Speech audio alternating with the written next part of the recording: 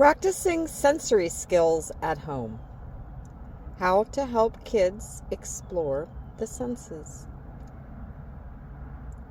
From birth, children are naturally curious, letting their senses lead the way as they discover the world around them.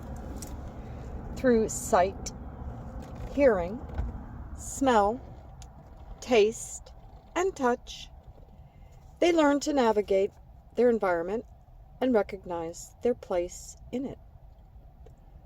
Although the five senses are innate skills, kids need to practice, understand, and integrate these sensations as they mature so that they can anticipate the dangers, enjoy the thrills, develop their thinking, and cope with new emotions.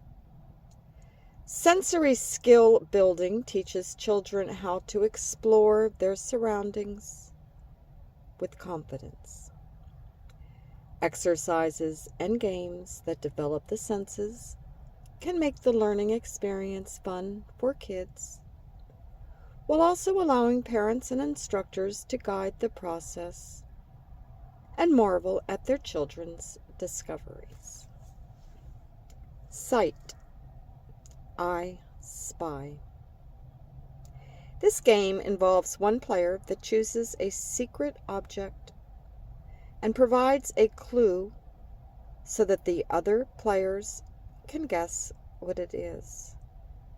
The clue is introduced with the phrase, "I spy with my little eye." Players take turns guessing until the object is identified. Through laughs and giggles, participating children are invited to notice individual items around the room or at the park, sparking curiosity and developing cognitive skills. Color of the week. Each week, the family agrees to look for items that are a certain color. The game may inspire discussions about the different shades and tones of the chosen color, as well as how this hue makes them feel. It supports communication skills at home, which helps kids feel safe, seen, and valued. Smell. Scent search. Using a diffuser with children is a great way to help them distinguish unique scents, such as sweet, floral, or spicy. The conversation can then expand to explore how different aromas make them feel, and to help children identify their likes and dislikes. Grow a garden. A family garden filled with flowers and herbs provides unique sensory experiences for children, including new scents, sights, and textures. For those living in cities, potted flowers and herbs around the home will have a similar effect. Taste. Fabulous fruit.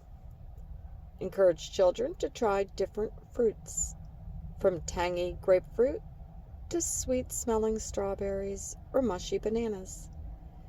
There are so many flavors, aromas, and textures to explore as kids learn to appreciate the present moment.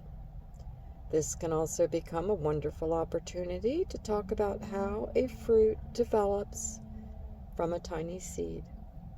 Dinnertime delights. Have a pizza or pasta buffet where everybody gets to choose their topping. This encourages children to try new ingredients and talk about the different flavors they encounter. Hearing. Walk and listen. While strolling in nature or in town, stop every 5 minutes and ask everyone to listen quietly to the different sounds. After 30 seconds, start walking again and take turns describing in detail what each person heard and guessing what could have made the sound. Walking, especially in nature, soothes the nervous system, and fosters deep family connections. Bedtime sing-along. I tell my parents to sing to their kids at bedtime, says Cray Ackerson, a Connecticut-based occupational therapist specializing in sensory strategies. It's one of the most powerful ways to use sound for deep connection and feelings of safety. Touch. Sensory bins. Fill different bins with kidney beans, split peas or rice. Hide little objects or toys in them and have your kids reach in the bins to find them, recommends Ackerson. Without removing the item from the bin, ask the child to describe the object with as many details as possible. Testing textiles. At bedtime, bring patches of different fabrics like cotton, wool, flannel, sheepskin, burlap, or silk, and entice a child to touch and describe the feel of each textile. In addition to learning about the sense of touch, they may also pick up a few vocabulary words. Interoception. According to Brad Chapin, a child psychologist, author and director of clinical services at Stormont Vale Health in Topeka, Kansas, there is a sixth sense. Interoception is the ability to sense and interpret internal signals from the body, such as heart rate, hunger, and internal warning signs when people feel dysregulated, he explains. This is important because there is so much noise and overstimulation in our world, it can be easy to lose our ability to tap into the internal world of ourselves, which is necessary in helping us regulate our emotions throughout the day. Labeling body cues.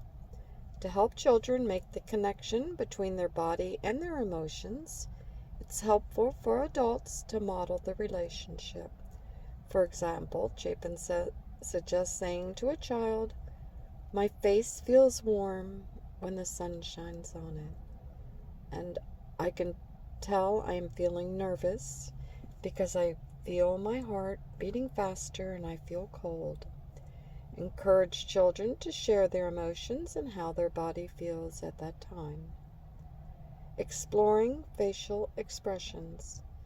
While watching TV, ask your kids, what do you think that character is feeling like right now? Sad, happy? Chapin recommends, by learning how to see the emotional world inside others, kids begin to develop empathy.